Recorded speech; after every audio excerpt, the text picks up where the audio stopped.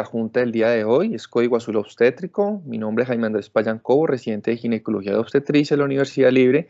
El tutor para esta ocasión es el doctor Freddy Briceño, especialista en medicina materno-fetal. El contenido que vamos a tratar en la charla, una rápida introducción de lo que es el Código Azul Obstétrico, la epidemiología, de forma muy rápida, ya cambios fisiológicos que lo hemos tratado en otras charlas, las causas de las posibles paradas cardíacas en la paciente obstétrica, cómo es el BLS y la SLS de la paciente obstétrica, la cesárea premortem, los algoritmos de manejo y algunas conclusiones finales de la charla.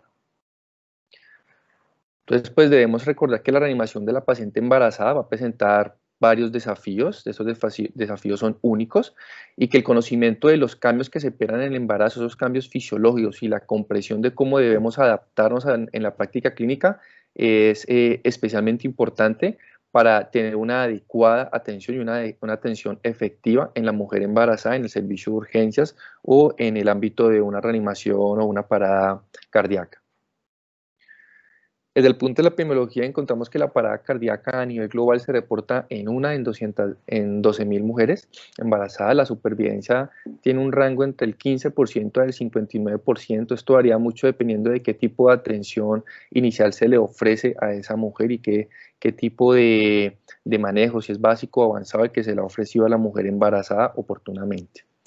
En Estados Unidos la mortalidad reportada es de 14 por cada 100.000 mujeres embarazadas, y en el Reino Unido se reporta entre 9 por cada 100.000.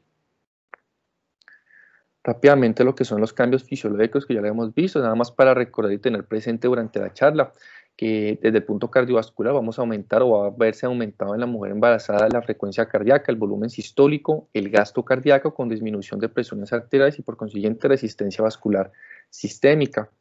Desde lo pulmonar, la frecuencia cardíaca pues, puede permanecer igual o ligeramente aumentada. Va a haber elevaciones del volumen corriente, de la ventilación por minuto, disminución del volumen de reserva respiratorio y la capacidad residual funcional.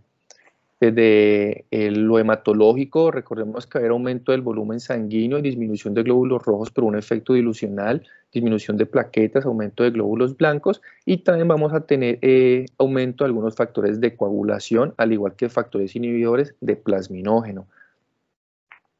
La función renal, vamos a encontrar un aumento en el flujo sanguíneo renal con aumentos por consiguiente de la tasa de filtración glomerular, los que nos va a llevar a disminución de la creatinina.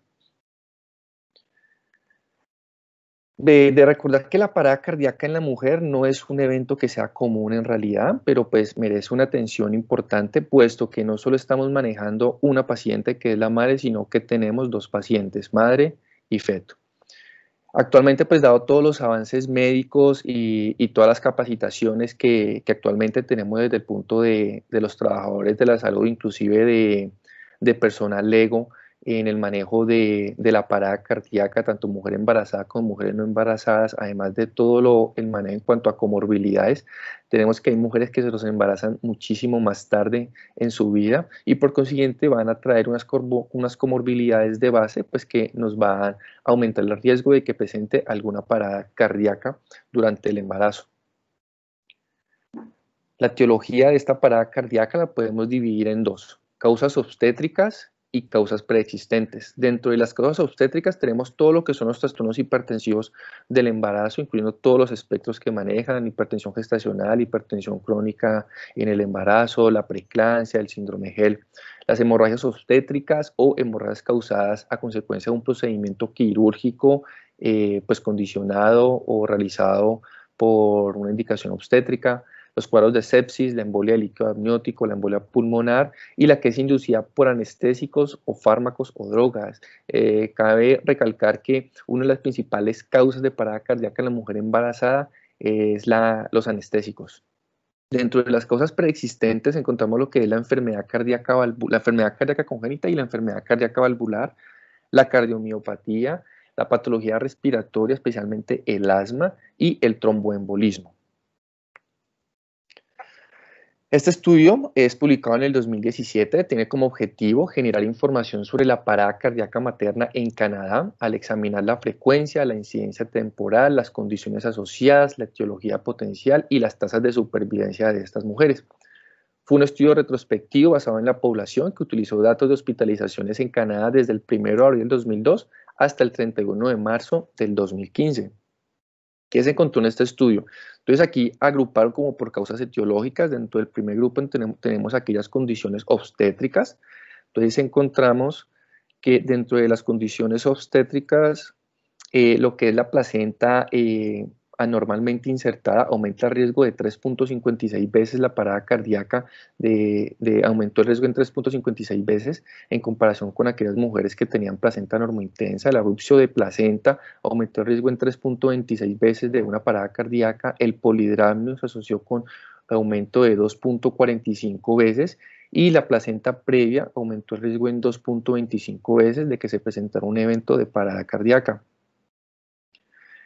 En cuanto a condiciones médicas asociadas al embarazo, también encontramos que los trastornos hipertensivos del embarazo aumentaba el riesgo en 2.31 veces la parada cardíaca y la diabetes gestacional aumentaba en 2.03 veces el riesgo de parada cardíaca, siendo todas estadísticamente significativas. Patologías como la patología pues maligna o patología no obstétrica pues aumenta el riesgo en 8.40 veces el riesgo. Desorden del sistema nervioso lo aumenta en 3.55 y lo que son patologías del tracto respiratorio bajo aumenta el riesgo de parada cardíaca en 2.06 veces, también con significancia estadística. En esta gráfica podemos ver la proporción de sobrevivencia por parada cardíaca en el embarazo con su potencial etiología. Entonces, en la primera barra podemos ver cómo dentro de las principales causas que teníamos eran las causas anestésicas, pero también esas causas anestésicas tienen una supervivencia mayor, casi del 100%. Esto pues obviamente es dado porque en ese evento de una parada por anestesia pues estamos frente a un profesional altamente calificado para la reanimación cardiovascular, como es un anestesiólogo que pues tiene un conocimiento amplio de cómo manejar una vía aérea y cómo iniciar un manejo farmacológico en cualquier tipo de paciente. En realidad lo que nos da una ventaja cuando el paro se presenta en uno de esos tipos, en un evento de ese tipo, o sea, ante un procedimiento quirúrgico. En el caso de los casos de eclampsia, la supervivencia llega a un poco más del 82%, en los casos de edema pulmonar, de falla cardíaca, de hemorragia anteparto, de trauma obstétrico, de hemorragia posparto y embolismo de líquido amniótico, tenemos que tiene un porcentaje algo similar de un poco más del 68% de supervivencia en estas mujeres. Pero como les decía, cabe recordar que la principal causa de parada en realidad es las causas asociadas a la anestesia y que pues también es una de las principales etiologías que nos lleva a tener una mayor supervivencia de esas mujeres. ¿Qué concluyó este estudio? Pues fue el primer estudio canadiense de la incidencia de paro cardíaco durante el embarazo. Se encontró que era de 1 en 12.500 entregas o nacimientos. Esto concuerda mucho con la epidemiología que mostramos al principio. La tasa de supervivencia informada es superior al reportado previamente en otros países y los hallazgos del estudio pues contribuyen a informar mejor el desarrollo e implementación de políticas y programas en el esfuerzo por prevenir y manejar pues la condición de la parada cardíaca en la mujer gestante. Vamos a adentrarnos un poco a lo que es el BLS y la CLS en la mujer gestante. Entonces recordar que la reanimación cardiopulmonar debe ser de inicio inmediato, no solamente en la mujer embarazada, sino en la población en general, y que se deben seguir las pautas del BLS y de la CLS de la AJA para la RSP en adultos. O sea, seguimos prácticamente los mismos esquemas y recomendaciones que realizaríamos en un paciente adulto normal, pero con algunos cambios. Entonces, a modo de recordar cómo se realiza una compresión torácica, debemos recordar que deben ser fuertes y rápidas en una superficie firme. Muchas veces cometemos el error de que iniciamos una reanimación cardiopulmonar en la camilla o en la cama. Esas son superficies que son blandas y al hacer la compresión no vamos a hacerlas de una manera efectiva, puesto que el cuerpo se va a hundir en el colchón. Se recomienda colocar una tabla de reanimación torácica o, en su defecto, colocar una tabla rígida debajo del paciente, o si no encontramos, se recomienda muchas veces bajar al paciente inclusive de la cama y hacer reanimación en el piso. Las compresiones deben de ser de al menos unos 5 centímetros de profundidad o 2 pulgadas. Al menos debemos realizar unas 100 compresiones por minuto. La posición de las manos es en el tercio medio del esternón con los dedos hacia arriba y las interrupciones deben ser menos de 10 segundos, con excepción de que estemos tratando de buscar una vía aérea segura en esta paciente. Esto es uno de los puntos que cambia en cuanto a la reanimación de un adulto común, que es el desplazamiento uterino hacia el lado izquierdo. Debemos recordar que por encima de las 20 semanas el útero ya tiene un tamaño considerable, lo cual nos va a llevar a una obstrucción, una compresión de grandes vasos como la aorta y la cava, lo que nos va a disminuir el retorno venoso y por consiguiente pues el gasto cardíaco de estas mamás. Se recomienda entonces después de las 20 semanas hacer desplazamientos al lado izquierdo de estas madres. En el caso de que sean, digamos, grupos o personal LEGO, personal sin entrenamiento médico previo, se les da como a modo de tips que aquella barriguita que esté por encima del ombligo se considera una barriguita o un útero por encima de 20 semanas y se debería realizar la maniobra. Antes de las 20 semanas no se ha visto que tenga algún efecto en cuanto al retorno venoso y al gasto cardíaco en estas mujeres. Las guías recomiendan el desplazamiento uterino manual o la inclinación lateral a la izquierda, pero entre el desplazamiento manual y la inclinación lateral hacen mayor hincapié o mayor recomendación en el desplazamiento manual. Las guías dicen que pues en la inclinación lateral del cuerpo pues puede que no se esté dando un desplazamiento efectivo de ese útero y por consiguiente tenemos riesgo de que no hagamos descompresión de estos grandes vasos y que podamos mejorar el retorno venoso. El desplazamiento del útero se puede hacer por el personal médico estando tanto del lado izquierdo, tanto del lado derecho, ya sea empujando el útero o llevando el útero hacia el reanimador. En cuanto a la vía aérea, debemos recordar que la vía aérea de una mujer embarazada se considera siempre una vía aérea difícil. Entonces, recordar que en cuanto a los cambios que podemos encontrar en esa vía aérea, vamos a ver lo que es un aumento en la hiperemia, edema, aumento de secreciones. El malampati va a estar aumentado, lo que va a hacer pues, difícil una intubación con los valores de tubos que comúnmente vamos a usar en un paciente adulto. Los volúmenes pulmonares van a estar disminuidos, como vimos al inicio de la presentación en los cambios fisiológicos, un 20, un 30%, y va a haber un aumento en el consumo de oxígeno. Entonces, ¿qué se recomienda para iniciar o para tener un manejo adecuado de la vía aérea en la mujer embarazada? Primero, tenemos que tener tubos adecuados.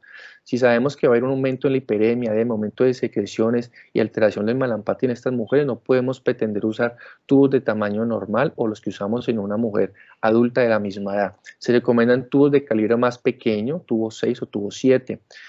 El Heimlich, pues el Heimlich es una indicación que coloca las guías de la AJA en este apartado de reanimación cardiopulmonar, pero debemos recordar que el Heimlich para aquella paciente que estamos presentes, que tiene una aparente obstrucción de la vía aérea, en el cual podemos realizar el Heimlich, estando de pie, se va a realizar el Heimlich hasta que se desobstruya la vía aérea o hasta que la paciente colapse. Una vez la paciente colapse, se va a llevar al suelo, se va a confirmar si tiene pulso o no tiene pulso, si hay algún objeto encabidadora que podamos retirar y si no, debemos iniciar con reanimación cardiopulmonar en ese momento.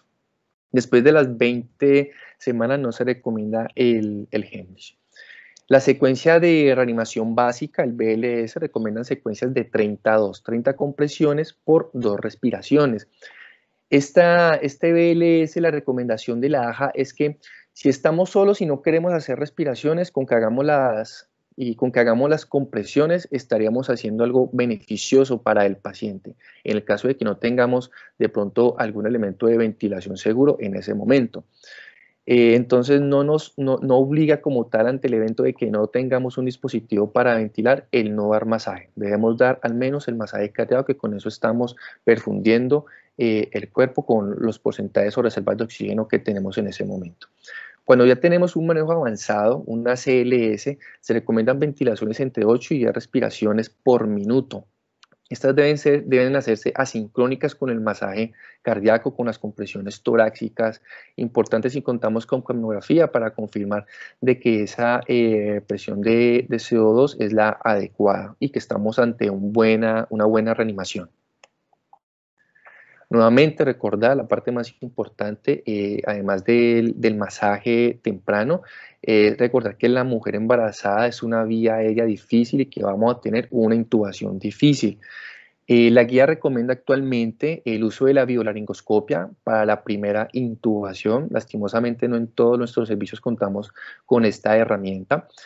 La vía aérea nasofaringea, la mujer embarazada debemos manejarla con mucha precaución, recordando nuevamente todos esos cambios fisiológicos, puesto que al haber mayor edema hay mayor riesgo de sangrado al tratar de intubar por esta vía, entonces no se debe tener como primera opción de manejo de vía aérea. Debemos dar ventilación de oxígeno al 100% con volúmenes corriendo entre 500 y 700 mililitros a 10 litros por minuto. En cuanto a los accesos venosos, siempre importante tener 2 vías por encima del diafragma de grandes calibres. Se recomiendan catéteres 14 o 16. Cuando es imposible o es muy complicado de pronto tener un acceso venoso en la mujer embarazada y tenemos la opción de ecografía, se recomienda hacer uso de la ecografía para tener un acceso venoso adecuado para la reanimación. Si definitivamente esto es imposible, recomiendan inclusive el uso del acceso intraóseo a nivel de la meseta tibial en casos pues difíciles. En cuanto a los medicamentos, pues las pautas actuales de reanimación cardiopulmonar y en realidad desde el 2015 para acá no han variado mucho. No contraindican ningún medicamento durante la parada cardíaca en la mujer gestante. O sea, es muy diferente al manejo que vimos anteriormente en cuanto a las arritmias que se contraindicaban algunos medicamentos, pero en este tipo de evento, una reanimación cardiopulmonar de un código azul obstétrico, ningún medicamento está contraindicado para dar manejo a la mujer en embarazo. Recomiendan sí suspender la oxitocina, recordar que la oxitocina tiene un efecto vasodilatador del músculo liso, lo que nos puede llevar pues, a vasodilatación sistémica y tiene un efecto inotrópico también negativo, los que nos puede complicar un poco o dificultar un poco pues, esa reanimación cardiopulmonar. Suspender en funciones de anestésicos, nuevamente recordar que una de las principales causas de parada cardíaca en la mujer obstétrica es la anestesia. Y el sulfato de magnesio, la recomendación que da la guía es que lo suspendamos siempre y cuando pues, sea el causante o creamos que es el causante de una hipotensión significativa en el caso de que estemos ante una reanimación cardiopulmonar. Pero siempre tener presente que ningún medicamento está contraindicado para reanimación en la mujer embarazada según las últimas guías de la AJA 2020. En cuanto a la desfibrilación, que muchas veces uno escucha dudas en cuanto a si desfibrilo o no desfibrilo, tiene problemas o no tiene problemas en cuanto al feto. En realidad las guías recomiendan que si el ritmo es desfibrilable, desfibrilar. Es seguro para el feto, aunque hipotéticamente existiría un riesgo de quemadura, pero en realidad no hay estudios que reporten pues, este tipo de riesgo y, o sea, literalmente no hay estudios que hayan reportado o que se hayan realizado al respecto. No se necesita hacer cambio en cuanto a los requisitos de descarga, 200 Joule bifásico, 360 monofásicos. Sí, importante la ubicación de las paletas. Debemos recordar que el tejido mamario pues, es un tejido más delicado que debemos procurar no colocar las paletas en zonas como las que vemos aquí en la gráfica sobre el tejido mamario. Entonces se recomienda siempre colocarlo en las partes laterales del tórax en línea media anterior, fuera idealmente del tejido mamario. La histerectomía resucitativa o cesárea perimorte. Con este procedimiento la supervivencia es mayor al 32% frente al 36% cuando se realiza este procedimiento en el lugar en que colapsó la paciente. Perdón, que es que se me va a descargar el computador, qué pena.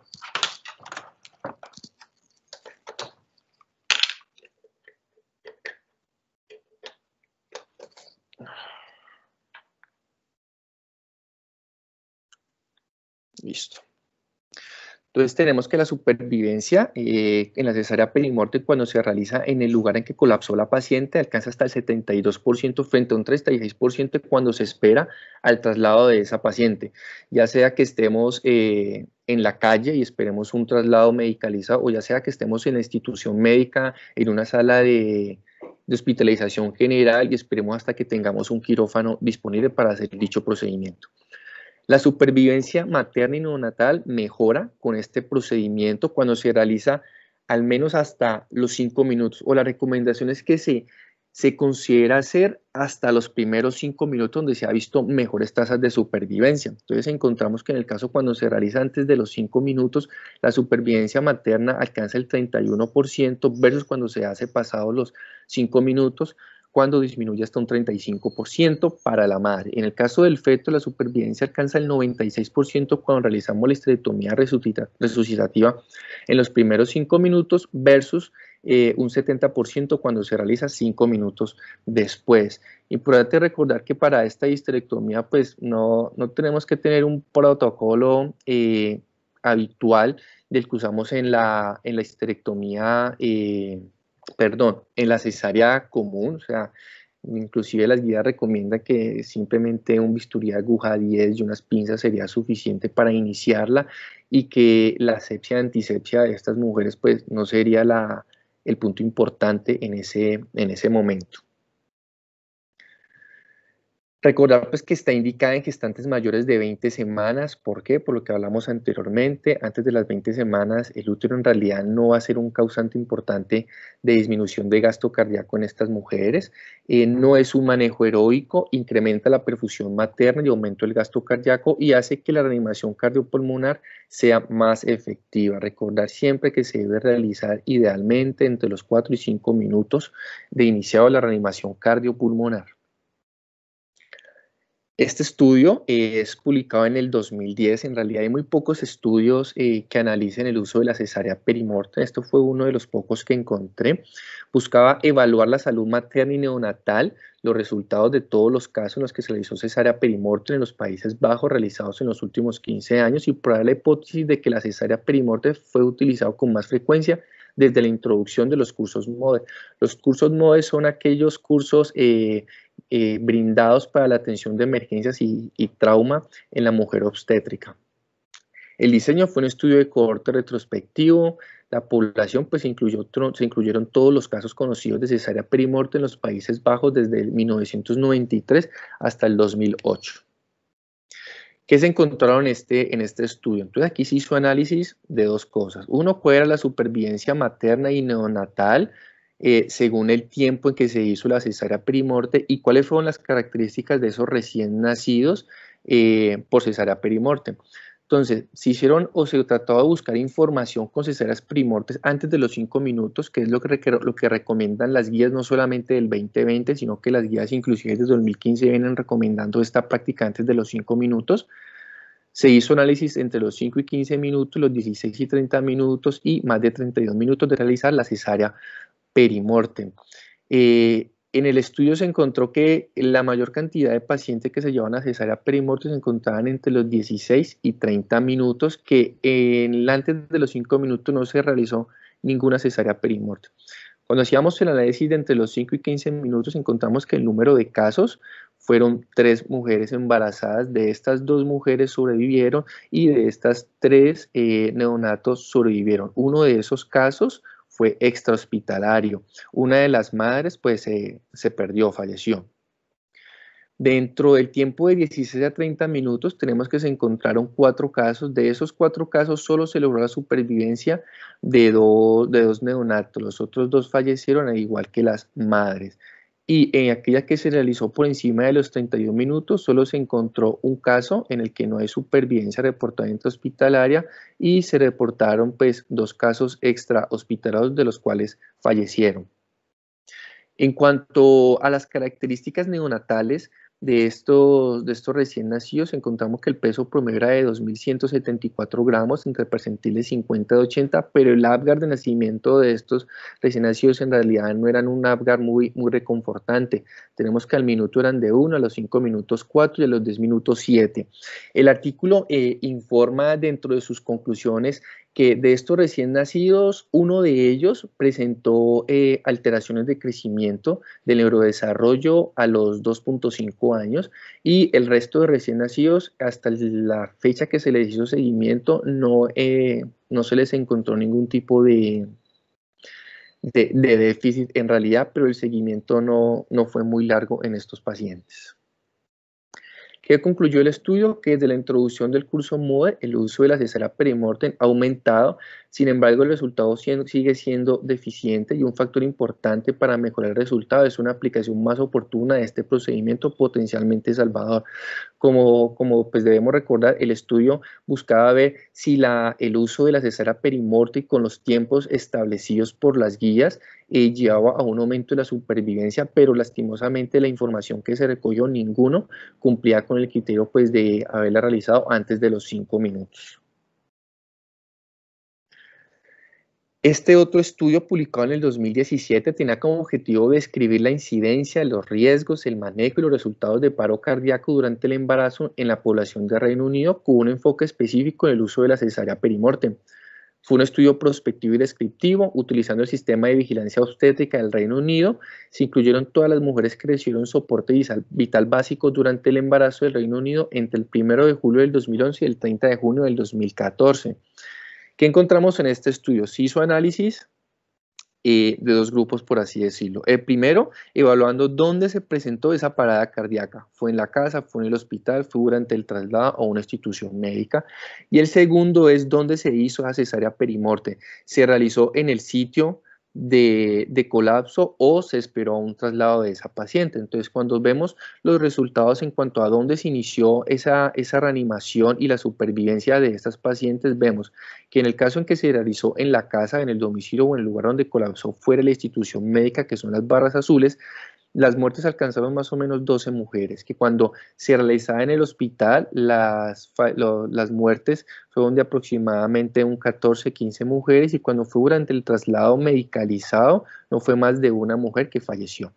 Pero cuando vemos las tasas de supervivencia o el número de supervivientes en aquellas mujeres que se les realiza la reanimación en el lugar donde colapsó o en lugares que no son institucionales o instituciones médicas, vemos que la supervivencia es muy baja, 2-3 mujeres, mientras que si la reanimación se hace en lugares donde tenemos el personal médico capacitado, la supervivencia es alta, alcanzando más o menos 35 mujeres. Cabe recordar que en este estudio se incluyeron aquellas mujeres a quienes se les hizo reanimación básica, no habla de una reanimación avanzada como intervención primaria. Entonces aquí podríamos inferir que inclusive si tenemos personal LEGO capacitado para la reanimación cardiopulmonar en cualquier tipo de población, vamos a tener mejores resultados de supervivencia solo con el conocimiento de una reanimación básica.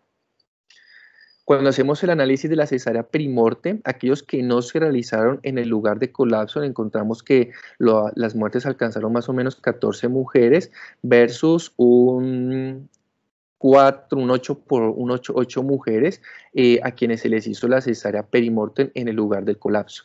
Cuando vemos el análisis de aquellas mujeres a quienes se les hizo la cesárea premortem en cuanto a supervivencia, vemos que aquellas a quienes no se le hizo el procedimiento de la cesárea perimortem en el lugar de colapso, la supervivencia fue no más de 6-7 mujeres, mientras que aquellas mujeres a quienes se les hizo la intervención en el lugar en que presentaron el colapso, la supervivencia fue muy superior, alcanzando alrededor de unas 17 mujeres que sobreviven.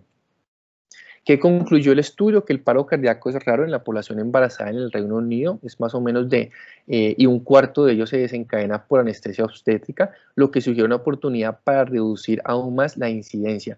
La tasa de supervivencia materna es del 58% con una reanimación oportuna, que concuerda con la estadística presentada al inicio. Aquí para recordar nuevamente que muchas veces llevamos mujeres a procedimientos obstétricos cesárea, sin una indicación muy clara en realidad, y que la estamos exponiendo a un riesgo de parada cardíaca por anestesia obstétrica. Esta es la cadena de supervivencia recomendada por la AJA. Esta es la cadena intrahospitalaria. Hay una cadena que es extrahospitalaria para personal LEGO, pero pues no la vamos a tocar en esta charla. Entonces, importante que siempre debemos identificar a esa mujer que nos ha colapsado, tiene pulso, no tiene pulso, respira, no respira. Si estamos ante una mujer que ha colapsado o no sabemos si en realidad ha colapsado, tenemos esa duda, debemos inmediatamente activar el código azul y pedir ayuda. E igualmente pedir un desfibrilador inicialmente, iniciar compresiones torácicas con las recomendaciones que le di anteriormente, de alta calidad. Apenas llegue el desfibrilador, hacer una descarga oportuna si es un ritmo desfibrilable, los cuidados post-paro cardíaco y la recuperación posterior. Entonces, ¿cuál será el algoritmo de manejo de la mujer obstétrica conociendo ya cuáles son los cambios fisiológicos, cómo deben ser las compresiones torácicas, cómo se ven las ventilaciones, qué tipo de accesos venosos debemos tener? Entonces, nos encontramos ante una paciente que no tiene pulso, no respira. Inmediatamente vamos a activar lo que es el código azul y vamos a pedir un desfibrilador. Al tiempo en que hacemos esta activación y solicitamos desfibrilador, vamos a empezar con un masaje cardíaco de alta calidad. Vamos a pedir al personal que esté acompañándonos en la reanimación, si estamos acompañados en ese momento, que nos haga desplazamiento del útero y que empecemos ventilación con BBM o tratemos de tener un dispositivo de vía aérea segura, ya sea un dispositivo supraglótico, por ejemplo, o una cánula. Inmediatamente nos llega el desfibrilador, debemos analizar en qué ritmo de paro estamos. Estamos frente a una sístole o una actividad eléctrica sin pulso, que son ritmos no desfibrilables, o estamos ante ritmos como taquicardia ventricular y fibrilación ventricular sin pulso, que son los ritmos desfibrilables. Entonces, si estamos ante un ritmo no desfibrilable como la asistolia, debemos poner en práctica lo que es el protocolo de línea isobifásica. Entonces, recordar, debemos cambiar derivaciones, debemos cambiar parches, debemos aumentar la ganancia del equipo y confirmar que estamos frente a una sístole y no frente a una fibrilación fina.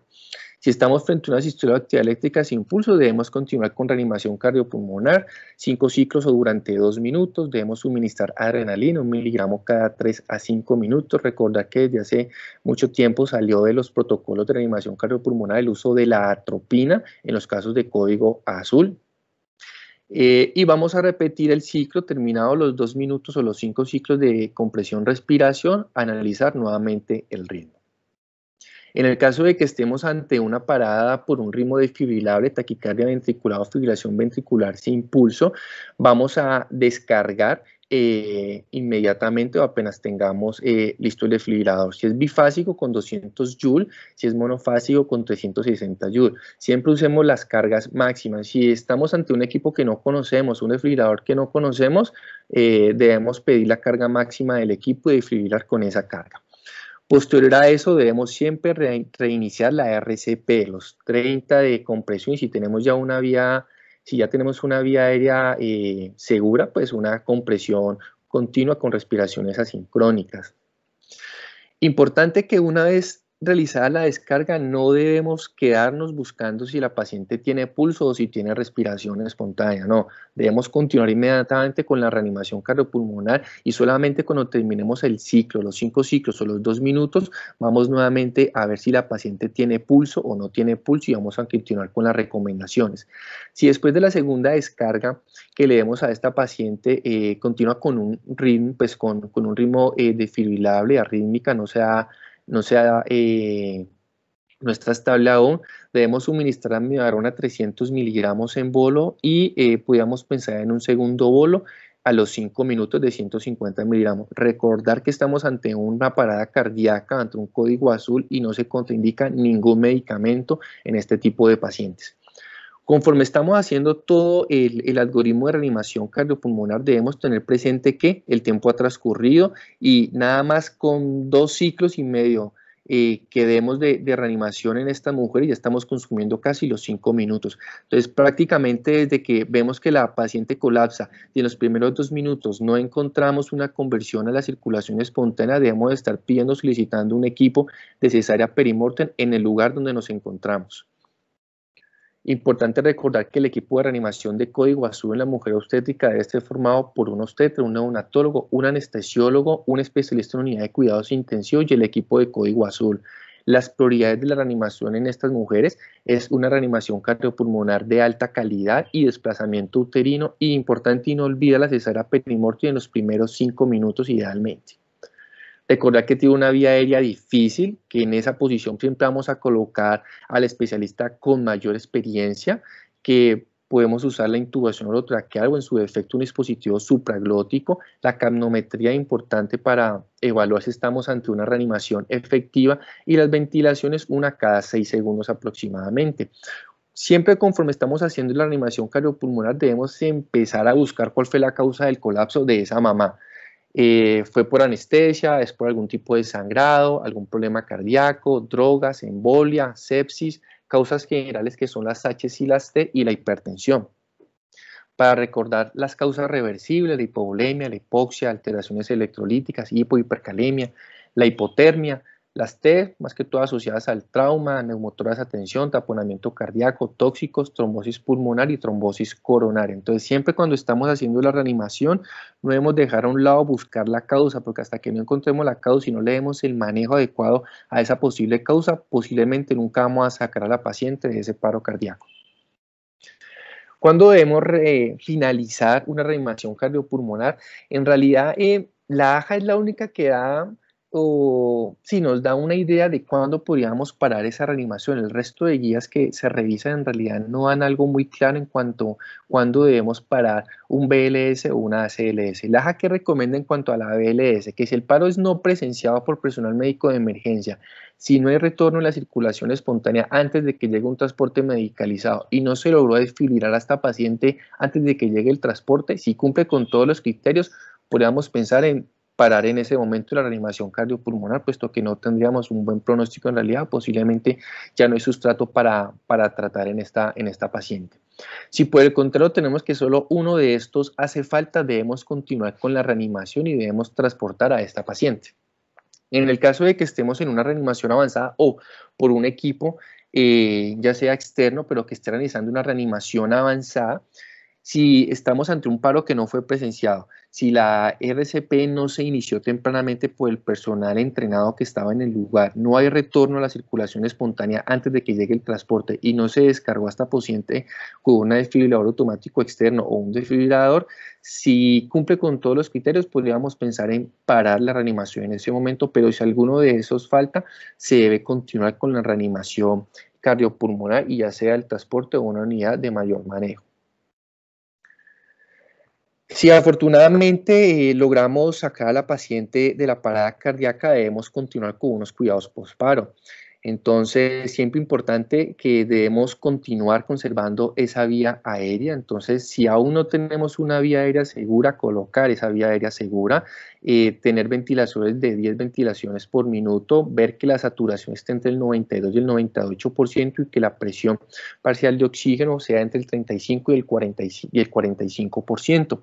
Debemos controlar también los patrones hemodinámicos como la tensión arterial y buscar tensiones arteriales sistólicas por encima de 90 mililitros de mercurio y presión arterial media por encima de 65. Una vez estabilizada la paciente, pues si no hemos encontrado la causa etiológica, pero la tenemos algo estable, por así decirlo, debemos seguir buscando esas posibles causas que nos llevaron al paro y también ver en qué condiciones quedó esa paciente. Entonces realizamos un electrocardiograma de 12 derivaciones, considerar si pues requiere una intervención cardíaca de emergencia, si estamos frente a un infarto agudo del miocardio con elevación del ST ante un shock cardiogénico o si requiere asistencia de circulación mecánica. También debemos evaluar si el paciente o la paciente, sigue instrucciones o no sigue instrucciones. Si sigue instrucciones, está despierto, pero vamos a dar manejo a todas esas posibles condiciones críticas que tenga en ese momento. Si el paciente o la paciente no tiene respuesta al llamado, está comatoso, debemos pensar en control de la temperatura. Se recomienda que se manejen temperaturas de reanimación entre las 32 y 36 grados centígrados por no más de 48 horas, cuando deberíamos empezar ya a pensar en alcanzar la temperatura normal, la obtención de un TAC cerebral, un electroencefalograma y hacer el tratamiento de las otras condiciones clínicas críticas que posea la paciente en este momento. Las guías hacen mucho hincapié en siempre estar evaluando y tratando las posibles causas reversibles que nos han ya llevado a esa parada cardíaca en la mujer, incluyendo la asesoría de expertos para tener un tratamiento continuo, aunque cabe recalcar pues, que estas mujeres todas son hospitalizadas en unidad de cuidados intensivos, donde van a tener el personal más calificado para seguir su manejo. Entonces, ¿cuáles son en resumen esas recomendaciones posparo que debemos tener? Entonces, recordar siempre la evaluación, seguimiento y tratamiento exhaustivo a medida que surjan todas las complicaciones de la reanimación. Si la paciente aún está embarazada, se le recomienda colocar en posición lateral izquierda completa, o si vemos que con esta posición no logramos un desplazamiento adecuado del útero, debemos continuar con el desplazamiento manual del útero. Siempre tener control de la vía aérea, recordar siempre que la mujer embarazada tiene una vía aérea difícil y que debemos proteger esa vía que hemos logrado durante la reanimación y tener accesos venosos adecuados. Trasladar a la unidad de cuidados intensivos a menos de que esté indicada una cirugía de urgencia en estas mujeres, e inclusive si está indicada la cirugía de urgencia, siempre debemos tener una planificación óptima para poder llevar de la manera más segura a ese procedimiento. Se debe continuar con la atención multidisciplinaria de la mujer que ha tenido código, pues ha tenido un código mater, y se debe seguir buscando siempre la posible causa y tratar la causa de esa parada cardíaca. Para finalizar las conclusiones de esta charla, entonces recordar que después de la 20 semana hay una compresión aortocada por parte del útero que nos puede causar hipotensión y disminución del gasto cardíaco, que tenemos dos opciones, la inclinación lateral izquierda y el desplazamiento manual del útero para mejorar esta compresión, pero las guías recomiendan que se haga idealmente en lo posible el desplazamiento manual del útero. Es posible que se requiera una histerectomía de reanimación para lograr la recirculación pues, espontánea en el caso de un paro cardíaco materno. Siempre debemos recordar que estamos ante un paciente con una vía aérea difícil, entonces debemos considerar tubos endotraqueales más pequeños y que en esta posición siempre esté la persona o el especialista con mayor experiencia en el manejo de la vía aérea. En un paro cardíaco, pues durante el embarazo, la reanimación cardiopulmonar pues debe seguir las pautas dadas por la AJA, tanto para el manejo de la BLS como de la CLS, el básico y avanzado. Recordar que no está contraindicada la desfibrilación, que la hipótesis de lesión, la lesión fetal es una hipótesis que hay, pero en realidad no se han reportado casos de lesiones fetales, y que se deben realizar descargas con el equipo es bifásico con 200 Joule, monofásico en 360 Joule, y si no conocemos qué equipo tenemos, debemos usar la máxima descarga que nos dé el equipo. Muchas gracias.